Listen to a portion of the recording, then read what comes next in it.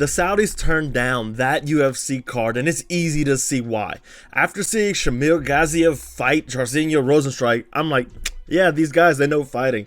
They know what they want to see, and it's not a Shamil Gaziev main event. It's not a Jairzinho Rozenstruik main event. What in the world? Wow. So, yeah, in case you missed it, last weekend, Jairzinho Rozenstruik jabbed. He jabbed a lot. UFC Vegas 80, whatever. I don't keep count of it anymore. Horrible, horrible main event. I can't believe the UFC actually tried to pawn that off on the Saudis to get that site fee from them. So if you don't know the case with that, basically what had happened was the Saudis were like, hey, let's do a main event here. Let's do a fight night here. It doesn't even have to be a pay-per-view. Why don't you come out and do that? And it was like, okay, yes, we'll do this. Here, let's put together. Here's a bunch of Muslims, because that's what they do when they go to these countries. Here's a bunch of Muslims. I know you like it. Shamil Gaziev, he's a Muslim too. You like him, right? And they're like, what is this garbage? I don't know who this guy is. And I didn't know who he was either.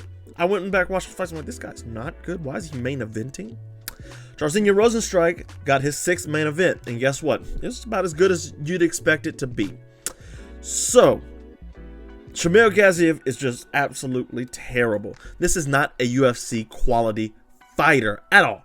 We cannot sit here and say in our right mind that Shamil Gaziev is the type of fighter you expect to see when you tune into a main UFC event. By the end of the middle of the first round, it wasn't even the end of the first round, this dude was like just gassed out of his mind. He was so tired. And it was like, what?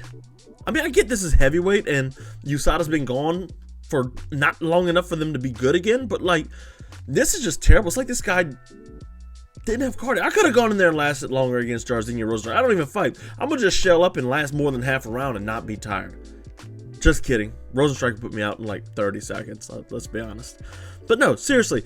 Like, Gaziev, he's sitting there. He's tired. He did manage to like take Rozenstruik down. I didn't know what to make of this guy because the announcer was like, yeah, he's got good hands.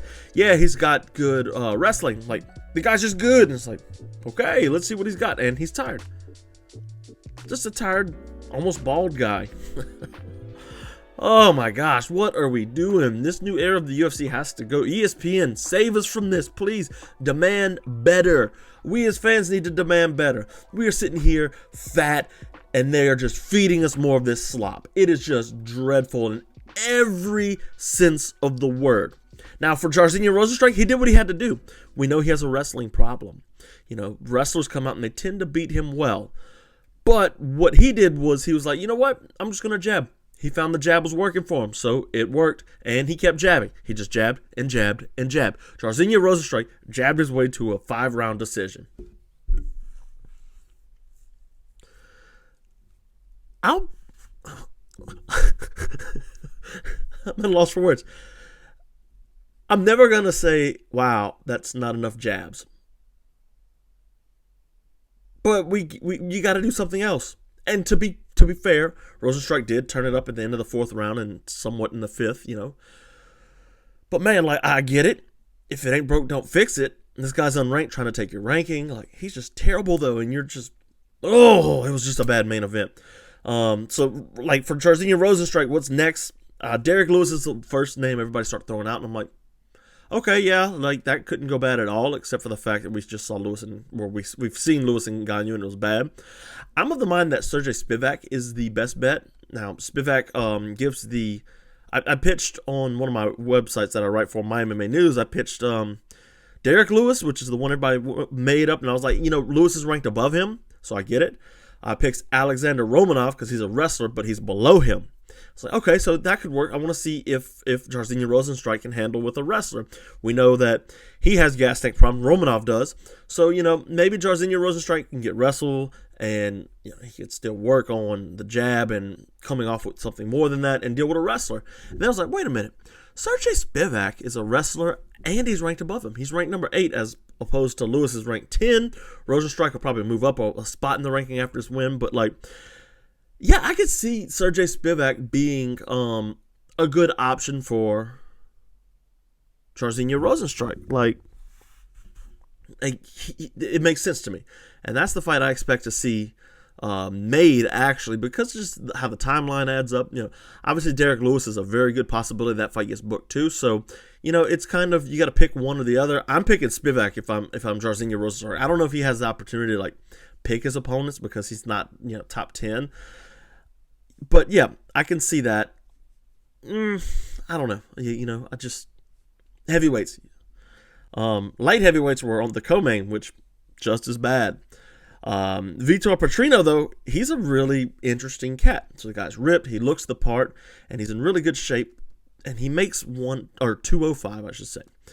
So, he did a really good job starting out with intercepting like knees and jabs and stuff like that. And he's got a really nice lead hook.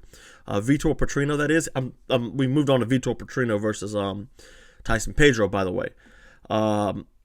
But he has a really nice lead hook, and he was looking for that all fight, and he couldn't quite find it against Tyson Pedro, granted, Pedro's not the greatest fighter, but he's a harder one to hit. He's not impossible to hit, for sure, and we saw that. But, yeah, so I was like, hey, this cat's looking okay, Let's let him get sauced up a little bit after USADA's going. Let's see what happens, baby. But anyway, so he was looking for that lead hook all night. It was really good. There's this one point to where he threw the lead hook, and Tyson Pedro's like, gotcha, ducked under, and shot in on the legs. Now, Vitor Petrino did a good job of sprawling, and he had to go behind there, and he was about to lock in on the body. I could tell he's not an actual wrestler, but he's practiced a lot of wrestling because he went behind the body, but he didn't lock up the body before he could. He didn't keep the arm around, and Tyson Pedro was able to escape and literally run towards the fence and out of being in back control. Pedro, he looked a little bit more scared to engage. I was like, it's a Tyson Pedro fight. He looked great at one point in time, but at the end of the day, he's a 10-5 MMA fighter from Australia. Let's see, he had that nice return. I forgot, he was out for 2 years after losing the Shogun, and OSP come back and beat my boy Ike Villanueva, leg kick and uppercuts. Oof. Harry Hunsucker he beat, so he won 2. Then he lost to Modestas Bukauskas. Turkalaj he lost 2, or he beat. And now he lost to Petrino. So yeah, he retired. And there's a lot of talk going around because he said post fight that he's gonna have to rob somebody in the parking lot because, between that and taxes, it's a lot. And he lives in Australia. But there is no reason these guys shouldn't be getting paid more. The UFC made $13 billion last year, which is like a record high for them. And you got Tyson Pedro, who's fought in the UFC. How many times has Tyson Pedro fought in the UFC? I want to say at least 10. Let's see, his UFC record is 6-5. So yeah, 11 times he fought in the UFC. And he's broke. Dude will be a martial artist for the rest of his life, probably. Have a good job coaching somewhere. But, man, why is he retiring broke? Doesn't seem fair, right? These guys should be, I don't want to say they should be millionaires, but you do 10 fights in the UFC, you shouldn't be bad off. It's great on a resume, yeah, blah, blah. And I get that, Tyson Pedro isn't the most popular fighter. But, in other legitimate sports, let's see, what's the NBA revenue and the NFL revenue? Because I guarantee you, yearly, UFC made $13 billion last year. The UFC made more than the NBA. The NBA made $10.58 billion last year. That's an increase of over $500 million the year before. The UFC made $13 billion. Let me double check myself on that. UFC revenue, because that can't be right, huh? Okay, no. Rewind all that. $1.3 billion, not 13. Okay. Ooh, bad. Yeah. Anyways, I knew it was 1 and a 3 there at least, right? Still, they can pay these guys more than 50-50 because that's terrible, man. These guys should you fight once in a year, you should make at least $100,000, regardless. And $100,000 is not a lot of money. It shouldn't be like a show win. I'm I used to like not care, but like now it's kind of like, yeah, I get it. Show win. Let's get these guys paid. And then they're settling the antitrust. I'm not getting into all that. That's not what I'm here for. Let's move on to the next fight. Alex Perez versus Muhammad Mokaev, the prodigal son. Actually, kind of both of them are. Alex Perez is a pull-out merchant, and Mokaev is an excuse merchant. So, like, let's go to a little history from Mokaev. For Alex Perez. He fought, he beat Mark De La Rosa. He lost to Joe B back on The Ultimate Fighter in 2018, but he beat Mark De La Rosa, Jordan Espinoza, Jussier Formiga, and that earned him a title shot against Davison Figueiredo, which he lost in a round. And then, get this. We're in 2021. All right. He pulled out, let's see. Let me expand all on Tapology because, that's what they got now. All right. So Perez withdrew against Matt Schnell. Askarov had an injury, so I'm not going to hurt him for that. Rescheduled with Matt Schnell. Matt Schnell withdrew due to medical concerns, and then he fought Matt Schnell, and he missed weight. That was at UFC 271. That's in 2022. Booked against Askarov. Askarov withdrew. Hold on now, 1 second. Lost to Pantoja, round 1 rear naked choke. Ooh. Then after the Pantoja, he was supposed to fight Elmir Albazi. Perez withdrew. He was supposed to fight Kai Kara-France at 2FC 84. Kai Kara-France had an injury. Manel Kopp, Perez had medical issues on the fight night itself. He had a grappling match with RBY, which was a draw. I've not watched that. I should probably go back and watch that. And now we have the Mokaev fight. So, Perez has literally only pulled out of one fight, and most of the time it's the other guy. And he missed weight in a fight against, what was it? Schnell? Yeah, so they pulled him for that. I'm a little too hard on him. I like Alex Perez, man. So, he's good, but, like, he took on Muhammad Mokaev, the prodigal son, and Mokaev is just boring. So boring. So, he's now what? 11-0, and he had the win against Ibrahim Nazvarazar. It was a groin kick. That was back in Brave in 21. But since joining the UFC, he's beat Cody Durden, Charles Johnson, Malcolm Gordon, Rafael Favelio, Tim Elliott, and now Alex Perez. The dude is right there for a title shot, and he's talking about wanting to fight Pantoja at UFC 301. I'm not against it. I mean, Pantoja beats the brakes off of this guy, but I'm not against it. So let's talk about the fight first before we get into all that. Mokaev, obviously, he just doesn't do any damage. He's just looking for control time out there. I think he's scared to let his hands go when he's throwing down and he's got control on the ground. Granted, Perez did a good job of not letting him control. So Perez, he would sprawl. He did a lot of good sprawls and avoiding control on the takedown. He really did make it hard for Mokaev on the night of the fight. And I was like, okay, I see where we're going with this. Perez can take over because I'm kind of getting tired of Muhammad Mokaev. But anyways, despite the takedowns and the sprawls and stuff, Mokaev really did find ways to get takedowns. And he didn't quite do as much chain wrestling as you'd like, but he kind of didn't need it. So like Perez would sprawl on a takedown. He would go for the headlock and kind of just hold him there. And that's kind of from his collegiate and high school wrestling days. I can't remember if he was collegiate or not.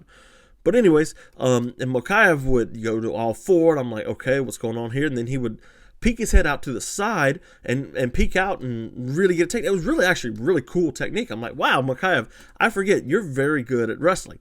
As much as the crap I give you, and as frustrating as you are, you're still very good. So, yeah, I mean, I can't complain about Mokaev's performance. He had the big suplex at the end of the round. That kind of sealed the deal for him here. And I can't remember what the scorecards were, but I felt like he won 2-1. I gave Perez that second round. But, like, Mokaev, he just kind of, after the fight, he's just annoying. He said I think he said he was at 50% for this fight or something like that after the fight. I don't know. That didn't go over well with Usman, but, like, he goes online, he starts posting pictures. Like, bro, you won. What are you doing? And he posted pictures of literal crap in a toilet.